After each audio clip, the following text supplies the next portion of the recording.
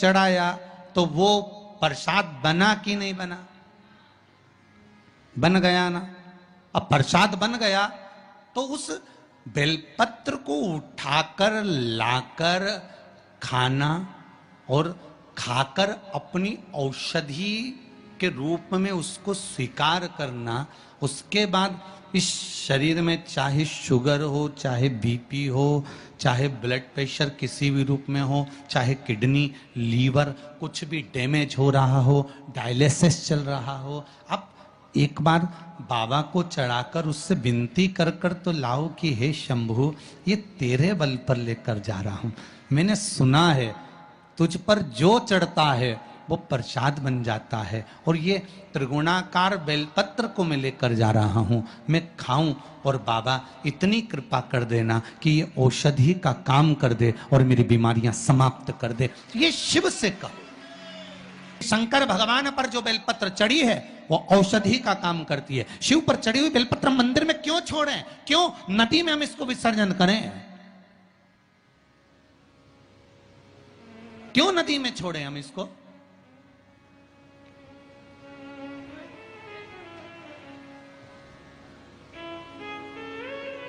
उसको उठा लाए, उसका प्रयोग करा, खाया, और उसका जो फल हमें मिला वो जीवन का सुख। हम तो ब्राह्मणों से भी कहेंगे, जितने ब्राह्मण जन शंकर भगवान के मंदिर में पूजन करते हैं, जितने विप्र जन भगवान शिव के मंदिर में पूजन करते हैं, उनको करबद्ध निवेदन, उनके चरणों को प्रणाम कर कर, उनके चरणों को नमन कर कर, उन ब्राह्मणों के चरणों को नमन कर कर निवेदन करूंगा कि आप शंकर जी के मंदिर में कोई प्रसाद बांटो ना बांटो, जो बेलपत्र शंकर जी के मंदिर में चढ़ती है उस बेलपत्र को उठाकर धूप में डाल दो, सुखा लो, पीस लो, और पीसने के बाद उसकी पुड़िया बना लो, उस पुड़िया को प्रसाद के रूप में देना चालू कर दो कि ये खाना चालू करो। किडनी, लीवर, शुगर, बीपी सब धीरे धीरे धीरे धीरे समाप्त होने लगेगा। तुम करो तो।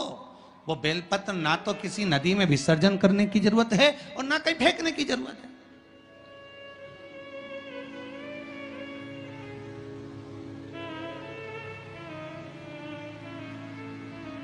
प्रतिदिन भगवान को तुलसी चढ़ाते हो ना, तो रोज भगवान को तुलसी उनके भोग में चढ़ाते हो, उनके सामने चढ़ाते हो, उनके सम्मुख में ठाकुर जी की तुलसी चढ़ाते हो, उठा लाए, प्रयोग में लो, क्यों उसको विसर्जन में डालते हो?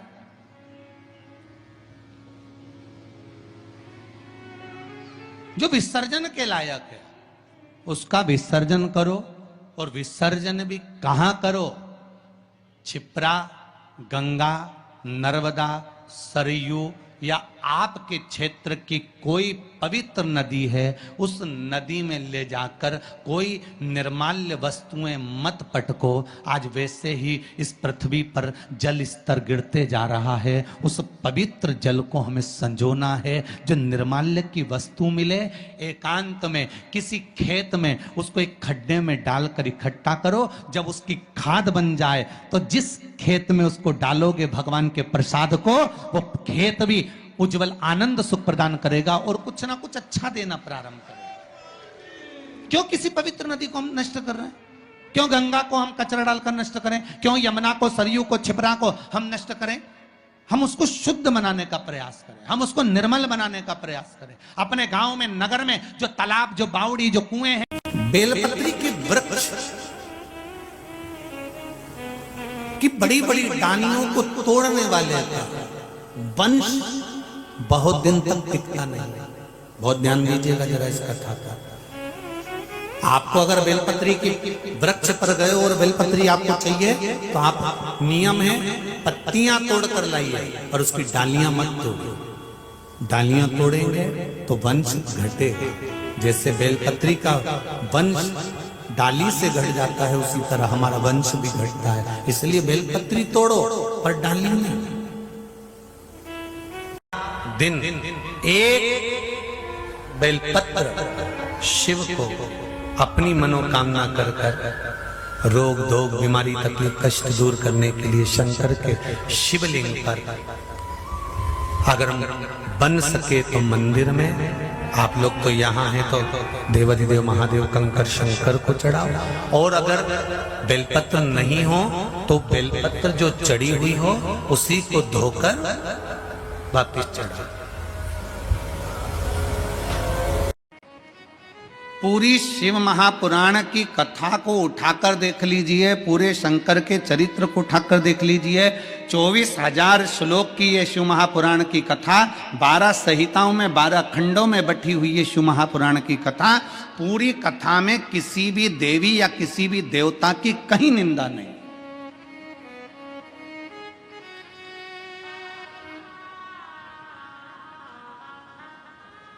पूरी शिव महापुराण की कथा में किसी देवी देवता की निंदा नहीं है। पूरी शिव महापुराण की कथा में एक बात जरूर लिखी है कि शंकर करुणा कैसे करते हैं, शिव कृपा कैसे करते हैं, शिव दया कैसे करते हैं।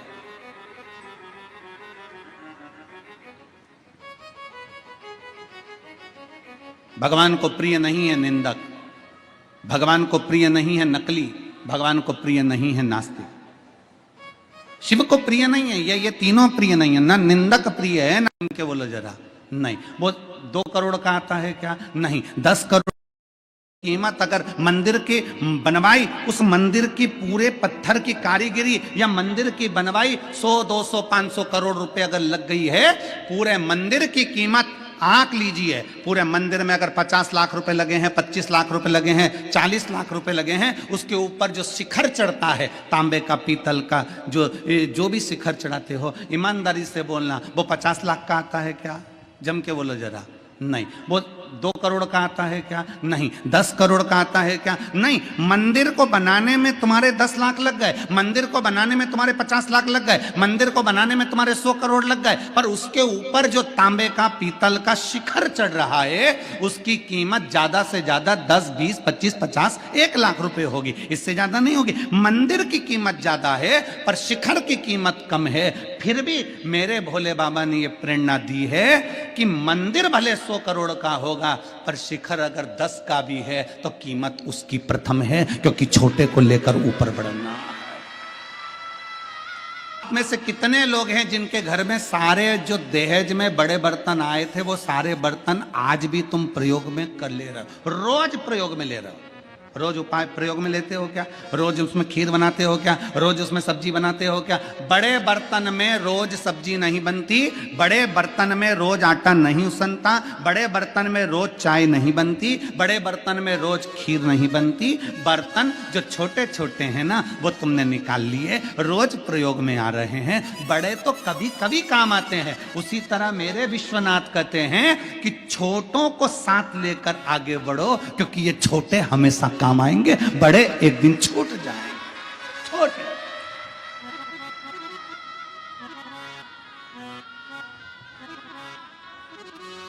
आपको सबको याद है कथा की बात?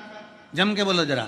कल कथा में कहा था कि शंकर भगवान को 1 बूंद दूध चढ़ाओ, 1 चम्मच दूध चढ़ाओ, पर असली चढ़ाओ, देसी गाय का चढ़ाओ, नकली मत चढ़ाओ। सुना था कि नहीं सुना था? जम के बोलो जरा। सुना था ना, क्योंकि शिव जी को नकली प्रिय है ही नहीं।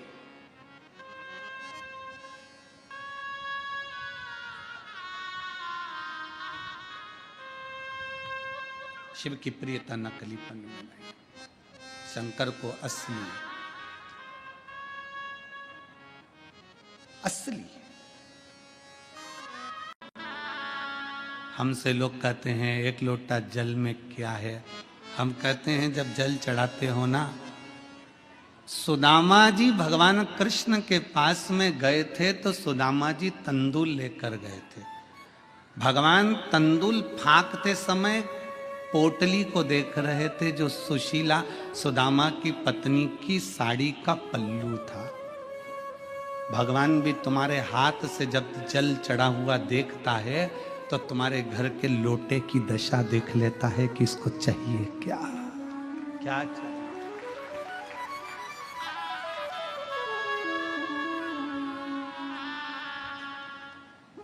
संबंध शिव से है।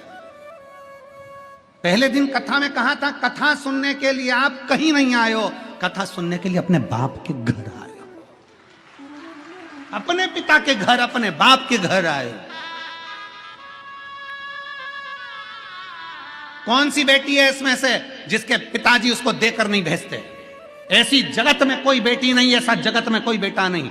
बेटा अपने पिता को कुछ दे चाहे नहीं दे, पर बेटा कहता है कि पापा हम काशी जा रहे हैं, पापा हम हरिद्वार जा रहे हैं, पापा हम घूमने जा रहे हैं। तो घर से जब बच्चे निकलते हैं तो हम बूढ़े माँ बाप के पास कुछ नहीं हो तो भी 10 रुपए तो हाथ में पकड़ाई देते हैं, ले ये लेकर जाना, ये शॉल ले जा, ठंड लगेगी ओढ़ लेना, ले ये तकिया ले जा, ले ये चद्दर ले जा, बेटा ओढ़ लेना ठंड पड़ेगी। घर के बुजुर्ग देकर भेजते हैं। घर की बेटी जब मायके से जाती है तो उसको देकर भेजा जाता। एक निवेदन आप सबसे, विश्वनाथ जी का दर्शन करने के लिए जाओ, सबकी डलिया में फूल बेलपत्री रहती है, बोलो रहती कि नहीं रहती है? कईयों की डलिया में से बेलपत्र जमीन पर गिर जाती है, पर एक निवेदन है, करवद विश्वनाथ जी के मंदिर में अगर जमीन पर बेलपत्र पड़ी है ना, आपने उसको उठाकर झोली में रख लो, भले उसका कोई प्रयोग ना करो पर उसको ले जाकर बाद में विसर्जन कर दो, पर वो बेलपत्र किसी के पांव में मत आने दो, उतने में भी मेरा बाबा तुम पर कृपा कर दो, उतने में भी मेरा बाबा तुम पर कृपा कर देगा। वो बेलपत्री जो पांव में आ रही है, जो बेलपत्री जमीन पर पड़ी हुई है, हिलने में, जाने में, धक्का में, मुक्की में, दौड़ने में, हो सकता है लाइन में लगने में, पॉलिथीन से, डलिया में से बेलपत्र जमीन पर गिर जाए, क्योंकि ये बेलपत्र साधारण नहीं होती, ये बेलपत्र मेरे शंकर का एक स्वरूप है, मेरी पार्वती का एक स्वरूप है। इस बेलपत्र को उठा लो, बाद में भले विसर्जन कर दो, शर्म मत करो कि लोग क्या कहेंगे बेलपत्र उठा रहा है, लोग क्या कहेंगे बेलपत्र उठा रहा है। अरे भैया, जब किसी का पड़ा हुआ मोबाइल 80,000 का मिल जाता है तो तुरंत उठा लेते हो, किसी की पड़ी हुई चेन मिल जाती है तुरंत उठा लेते हो। तो ये मोबाइल 80,000 का होगा, चेन 1 लाख की होगी, पर जो बेलपत्र जमीन पर पड़ी है तुमने अगर उठाकर अपने पल्लू में रख ली है और बाद में उसका अगर विसर्जन कर दिया है तो तुम्हारी झोली करोड़ों में जरूर भराएगी, ये निश्चित था। एक बेलपत्र जमीन पर ना गिरे, उसका स्मरण रहे, पड़ी है उठा लो, बाद में देखें, बाद में विसर्जन कर देंगे। थोड़ा अपने को सुधरना पड़ेगा। हम सुधरेंगे, जम के बोलो जरा, युग सुधरेगा। हम बदलेंगे, गायत्री परिवार वाले बोलते हैं ना, हमने सबको कह दिया कि रुद्राक्ष पहनो, रुद्राक्ष पहनो, उसका दोष नहीं लगेगा। शिव महापुराण की कथा कहती है, अगर तुम्हारे गले में रुद्राक्ष है, तुम हॉस्पिटल में जा रहे हो, चाहे दुनिया में कहीं पर भी जा रहे हो, रुद्राक्ष शुद्ध का शुद्ध रहता है, रुद्राक्ष कभी अशुद्ध नहीं होता, रुद्राक्ष कभी अशुद्ध नहीं होता, उसकी शुद्धता बरकरार रहती है। बेलपत्री जमीन पर गिर गई है, उठा ली, धो ली, चढ़ा दी, शिव स्वीकार करेंगे। तुलसी का दल गिर गया है, उठाया, धोया, चढ़ाया, भगवान स्वीकार करेंगे। इसमें अशुद्धता का भाव नहीं, अशुद्धता का भाव।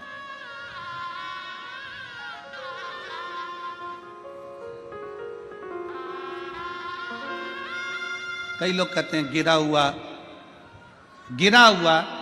क्या भगवान को चढ़ा सकते हो? अरे महाराज जी, कहां कहां की बात सुनाते हो, गिरा हुआ क्या भगवान को चढ़ा सकते हो? शिव महापुराण की कथा कहती है, जो गिरा वो तो ठीक है, इंसान भी तो कभी कभी ऐसा कर्म कर जाता है कि गिर जाता है तो भी तो भगवान स्वीकार करता है, तो भी तो भगवान स्वीकार करता है।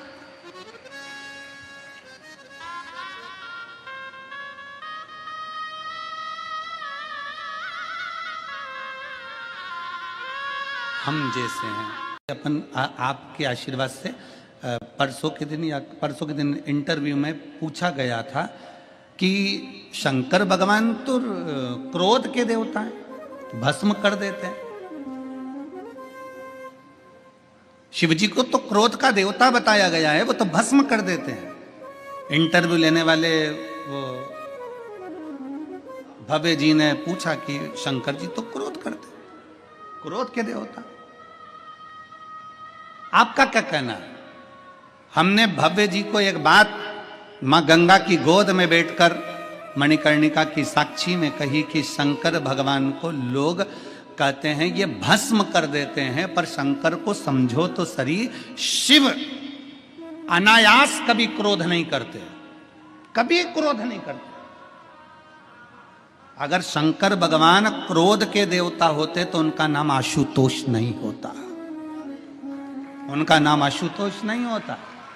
शिव क्रोध के देवता नहीं है। शंकर भगवान भस्म करते हैं। किसको भस्म करते हैं? शिव महापुराण की कथा कहती है जो शंकर की शरण में जाता है उसका अहंकार शिव भस्म कर देते हैं। जो शंकर के पास जाते हैं उनके भीतर का काम, आसक्ति, तृष्णा, लोभ, वासना, ये सब भगवान शंकर भस्म कर देते हैं। शंकर भगवान क्या भस्म करते हैं? तो जो शंकर के पास में आता है वो अपने अभिमान को नष्ट कर बैठता है, अभी अपने भीतर की अभिमतता समाप्त कर बैठता है। अग्नि के पास जाओगे तो हाथ में जो वस्तु है वो सबसे पहले जलेगी, तुम्हारे कपड़े सबसे पहले जलेंगे। अर्थात तुम्हारे भीतर जो अहंकार भरा हुआ है, तुम्हारे भीतर जो अभिमतता भरी हुई है, तुम्हारे भीतर जो चढ़ा दें, ठीक है गौ माता का चढ़ाइए, गौ माता का दूध मिल जाए ठीक, ना मिले तो सारी समस्या का हल,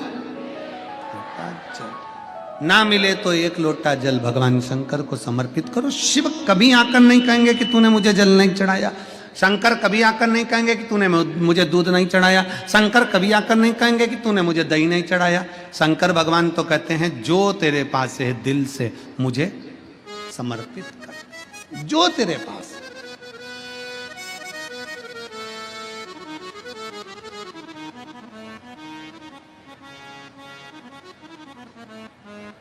निर्मल मन सो मोही, भगवान शंकर कहते हैं मुझे तेरा हृदय दे दे, दिल दे दे, मन चित्त वृत्ति, ये दिल तो दो, मन तो दो तू।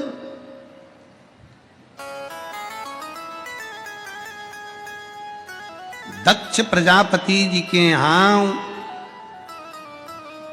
कई कन्याओं का जन्म हुआ और आखिरी में दक्ष प्रजापति मां जगत जननी से कहकर मांगते हैं कि मेरे घर में एक बेटी और हो जाए, और हो गई।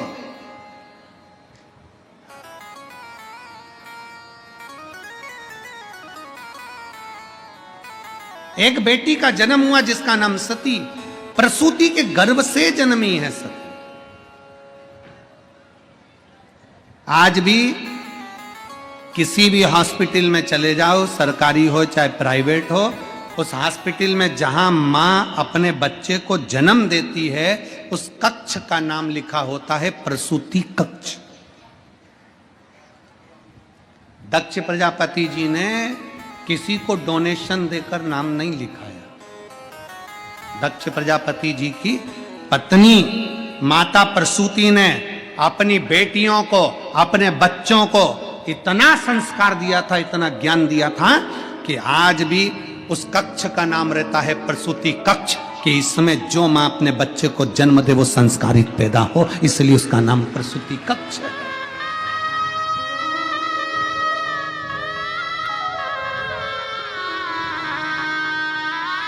भारतीय संस्कृति की, भारत की भूमि के संस्कारों की, सनातन धर्म की मजबूती कितनी है जरा देखिएगा कि हॉस्पिटल में भी बच्चा जो जन्म लेता है उस कक्ष का नाम प्रसूति कक्ष होता है।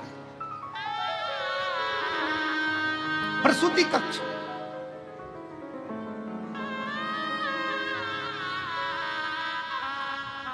दूसरे धर्म के व्यक्ति कह दे भला कि हमारी पत्नी का बच्चा होने वाला है, हम इस कक्ष में नहीं कराएंगे क्योंकि इसका नाम प्रसूति कक्ष है। इस लोग कहते हैं ना ये दूसरे धर्म का नाम है, हम ये नाम नहीं रखेंगे, ये दूसरे धर्म का नाम।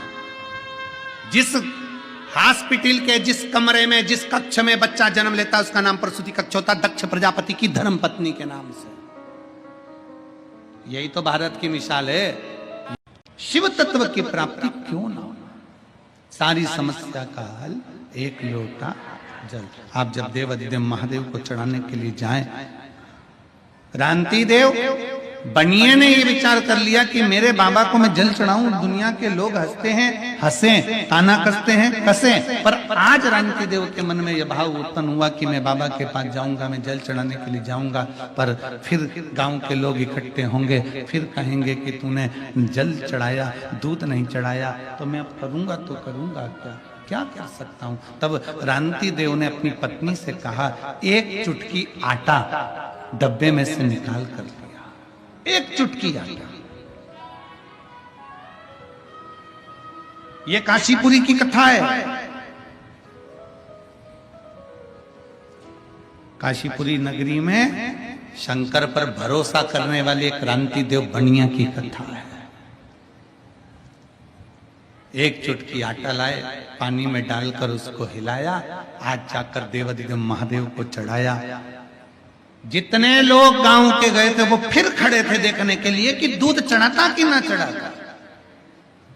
आटा पानी में मिलाकर चढ़ाया, पानी का आटा सफेद हो गया। गांव के लोगों को लगा कि अब दूध चढ़ा रहा है, मतलब इसके पास में वैभव है, इसके पास में धन है, पर कंजूसरा बनता। रानती देव ने जब जल चढ़ाया, जल चढ़ाते चढ़ाते दूध चढ़ाया, दूध नहीं था, आटे का पानी था, बाबा को समर्पित कर दिया। अब जिस बगीचे में से रानती देव का पुत्र बेलपत्र को तोड़ कर लाता था, बेलपत्र लेकर आता था, बाबा विश्वनाथ जी को चढ़ाने के लिए बेलपत्र लेकर आता था, आज गांव के उस व्यक्ति ने मना कर दिया कि मेरे बगीचे की बेलपत्र मैं तेरे जैसे भिखारी को नहीं दे सकता, मैं बेलपत्र नहीं, बेलपत्र मिलना बंद हो गई। बगीचे से भगा दिया गया, बगीचे से धक्का दे दिया गया, बेलपत्र प्राप्त नहीं होती है, बेलपत्र मिलती नहीं है। बेटे ने आकर हाथ जोड़कर अपने पिताजी से कहा, पिताजी मुझे बेलपत्र नहीं दी गई, मना कर दिया, आज के बाद बेलपत्र लेने मत आना, आज के बाद बेलपत्र लेने नहीं आना। पिताजी की आंख में जल भर गया। मेरे जीवन का इतना संकल्प जो मैं पहले से कर रहा था, एक लोटा जल और एक बेलपत्र, आज बाबा ने मेरा बेलपत्र भी स्वीकार नहीं किया। हो सकता है मैंने बाबा को झूठा झूठा जल चढ़ाया, मैंने आटा डालकर पानी मिलाकर मैंने बाबा को दूध दिया ना, इसलिए बाबा को गुस्सा आ गया होगा कि कैसा बेटा है, कैसा पुत्र है, मुझे दूध की जगह पर आटे का पानी दे दिया। शिव महापुराण की कथा कहती है, रानती देव ने दूसरे दिन आटे का जल चढ़ाना बंद कर दिया और बाबा से क्षमा मांग कर कहा, बाबा मेरे पास में अब जो होगा मैं वो दूंगा, भले नगर के लोग मुझे भिखारी कहें, चाहे मुझे जो मेरे पास जो है मैं वो आपको दूंगा, जो मेरे पास होगा मैं बाबा आपको